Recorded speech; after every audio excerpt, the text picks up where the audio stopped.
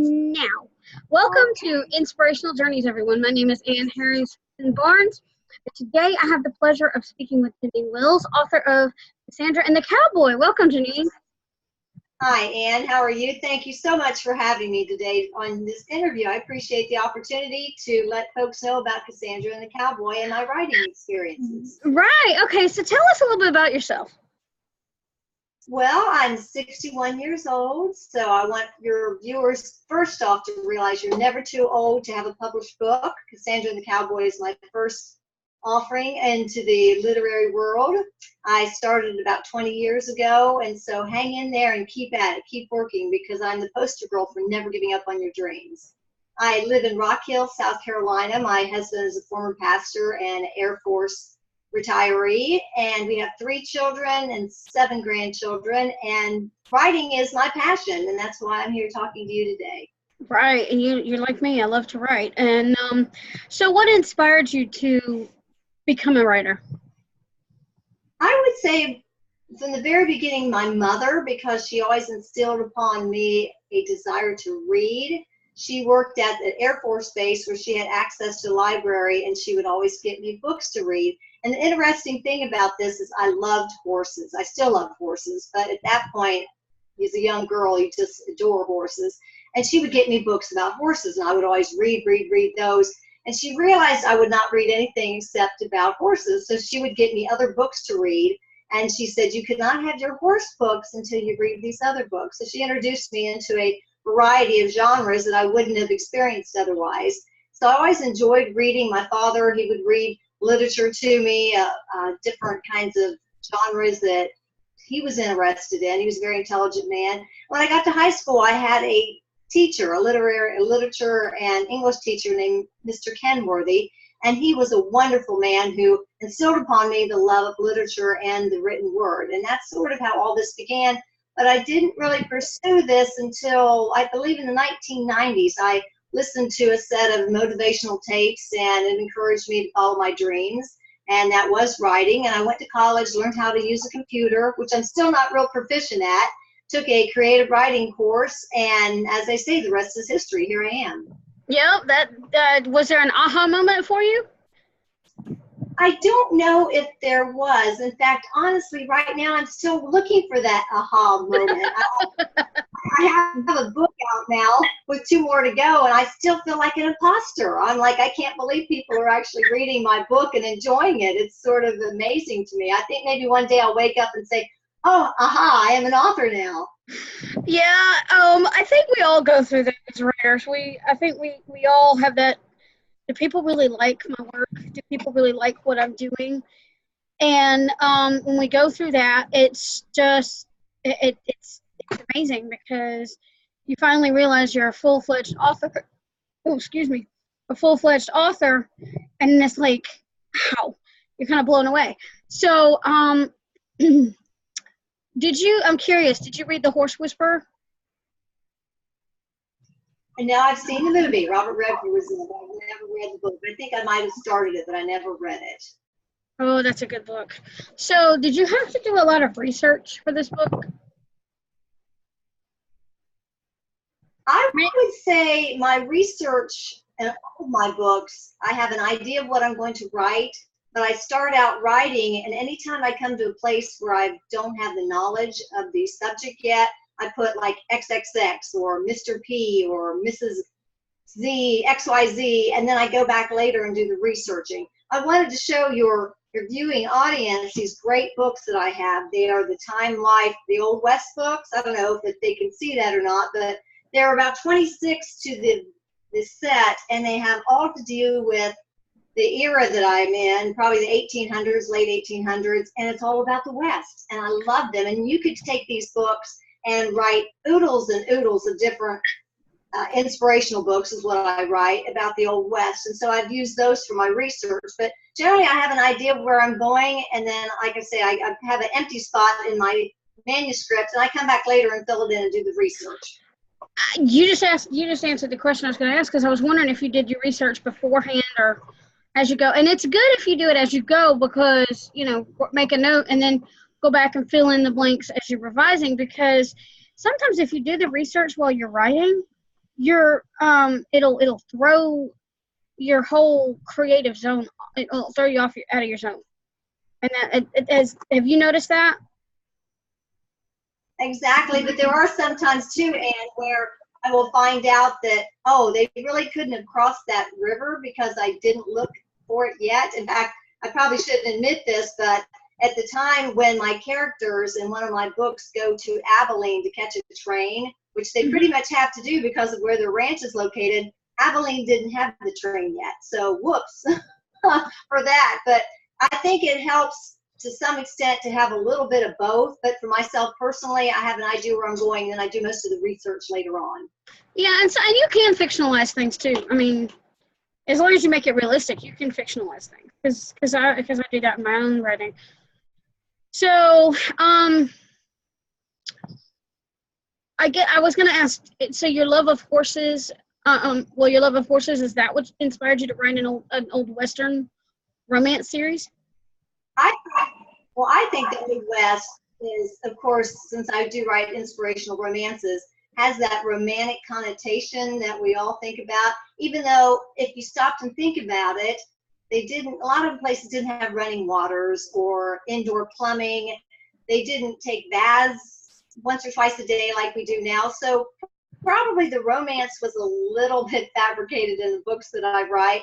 But I've always loved the West and the fact of the horses and the cattle and that time when men were men and women worked beside them and everything that it involves. I just love that genre. People have mentioned to me, where are you going to start writing contemporaries? And I don't know, because I love this one so much, the West and the horses and the cattle and the bad guys and the stagecoaches. And that's where my heart is right at this point in time. And that's why the series I wrote, Texas Treasures, is where I'm at this point in time. And I've only visited Texas 2 or 3 times. I keep telling my husband we need to take a road trip so I can do some actual research rather than getting my information out of books and off the internet.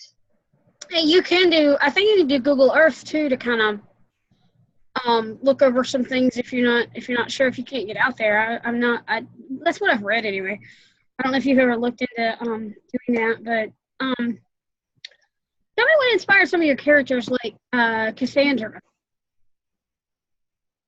Where did she come from? I have a friend of mine, I won't mention her name, but she says that at the time when I wrote this, that Cassandra is much like I was, sort of, I don't want to say spoiled, but sort of one that didn't believe in herself, but still had that bravado. And I think, well, I'm not like her at all. I'm more like Maddie, who's the heroine in my 3rd book, at least at this point in time. But Cassandra, it's interesting about her because when my friend, who had a very big part of me writing this book when I started it 20 years ago, she told me that Cassandra was more like a teenager because of the fact that her hackles would get raised when things didn't go right. And she always wanted things her way.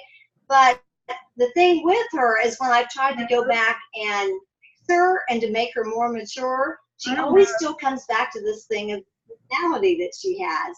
So even when I wrote her in the 2nd book and she's matured 11 years, she still has that tendency to have that personality, and I can't change her. But I love her because of that. She reminds me somewhat of Scarlet in Gone with the Wind. Wow. So tell me a little bit about your writing process. My writing process. No. Now. Oh, go ahead. I'm sorry. Am I? I'm sorry. What did you say? I said, are you a pantser? Are you a plotter? Do you outline your books, or do you just? I just start. I just get going and start. I have an idea of where I'm thinking I'm going, but often I will find out my characters go in different directions. I had that happen in my 2nd book when I thought my character was going to be waiting at the ranch for the gentleman to come with the horses. And next thing I know, I see her coming across the plains on her horse to meet him. And I thought, what are you doing? You're not supposed to be doing that. But because it was true to her character, then I had to write that in. So I generally have an idea and just get started. I think 7.5, I'm not sure. Oh, okay. So, yeah, I can totally agree with that because my characters talk to me too. But yet I do have some plotting you know, I do some plotting too. Oh, by the way, that's So, Kevin's voice, and I know that he's dead. My question, what was I going to say? I just lost my train of thought. I know I heard it. So do you get inspired by dreams? I don't think so. I have some strange dreams at times. That's probably more from eating late at night. But I definitely, even since I've been a little girl, my mind is always going. My husband says, your mind just never stops. And sometimes my best ideas come hopping in and out of the shower or when I'm in bed when I should be sleeping. So the mind never stops. It's always making up stories. I'm sure writers will say that. That's where the stories come from.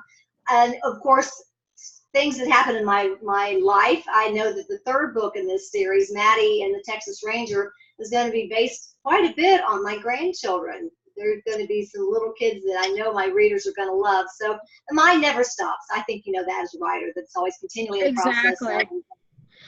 For me, sometimes it's dreams, sometimes it's something else, but a lot of times it'll be dreams. So that's why I asked that question.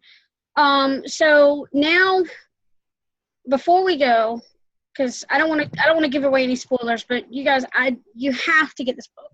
You're gonna just have to get the book because I'm telling you, it is really good. I have read westerns before, and mostly I like the mystery, but this one has kept me captivated. I love it. So I have a fun question for you now. Thank you. Are you ready? If you could have a conversation with or be educated by anyone in the world, who would that be and why? Now, would this be someone living or someone that has either or? That's up to you. Well, obviously, I would like to say my Lord Jesus Christ, but I have a feeling if I was in His presence, I would be on my face before Him, praising Him for what He did for me on Calvary. Amen. So I'm not sure I would get an intelligent conversation with my Lord, but obviously He is the one that I owe all of my writing and my abilities to. I would probably say right now I'm reading Judith Pella. She's also a Christian writer, an inspirational romance writer.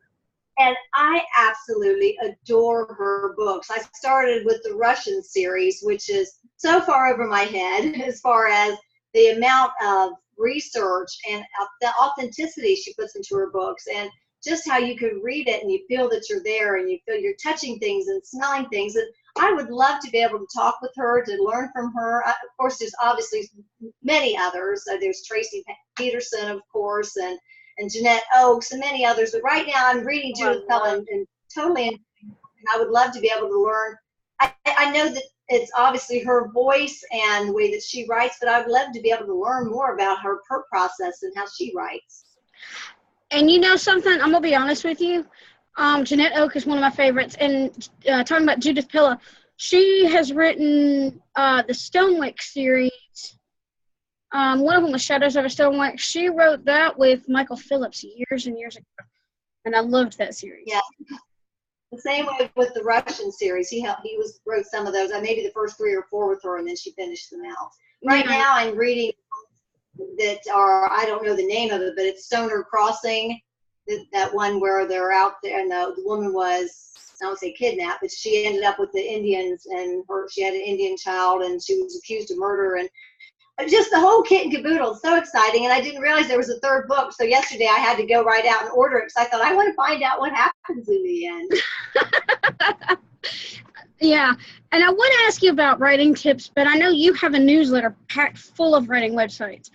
So where can people find you online? Oh, well, of course, my website, JanineMickWills.com. Almost anytime you type in Janine Mick, you will find me on Twitter, you'll find me on Pinterest, you will find me on Facebook. I don't know a lot about Twitter yet, but I am learning. There's a great community out there that's starting to welcome me, but some of these venues I don't know a lot about, and I'm learning. Mostly on Facebook is where you will find me, but I am branching out to some of the others because it's important for the exposure. Right, and when you go on Twitter, follow the hashtag writing community. Exactly. I just found out about 2 days ago, and wow, I did not even realize it existed. Right, and sometimes you'll find me hanging out there too. Wonderful. I'll look for you. Yep. I will try to find, I've got your links too, and I will follow you on Twitter. And yeah, when I'm hanging out there, we can, connect on there and on Facebook, because you and I are in the Christian Writer Support Group.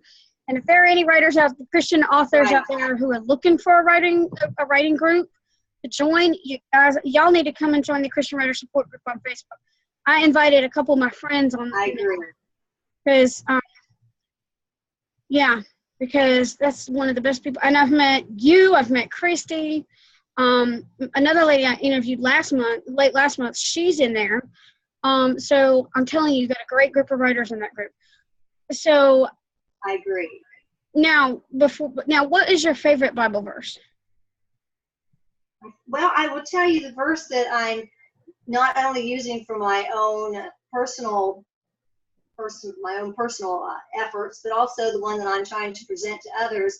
And that's 1 Corinthians 10:31. Whatsoever they eat or drink or whatsoever they do all to the glory of God. Because ultimately, everything we do as writers, if we are Christians, should be for his honor and glory. This isn't for ourselves and for us to be patted on the back, but to be able to take the abilities and talents he's given us, use them to the efforts that we can, and then present them back to him so that he gets the honor and glory for it. That's 1 Corinthians 10:31. Do all to the glory of God. Wow. And before we close out in prayer, I wanted to ask you, did you self-publish? Cassandra, well, let me tell you quickly the story behind that.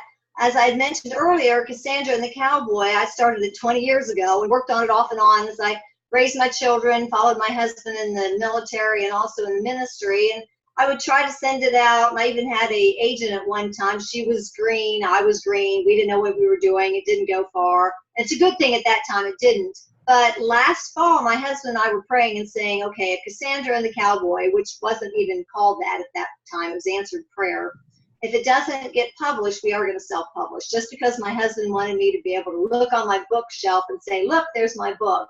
And I sent it out to Jennifer Ferrer at Journey Fiction. She's out of Las Vegas. She specializes in fiction books that are series because she wants people to read one and read the next one and become interested in a series of books. And she loved my book, and now, as we say, the rest is history, and that's how that came to be. Okay. All right. So now, as our closing, would you like to close us out in prayer?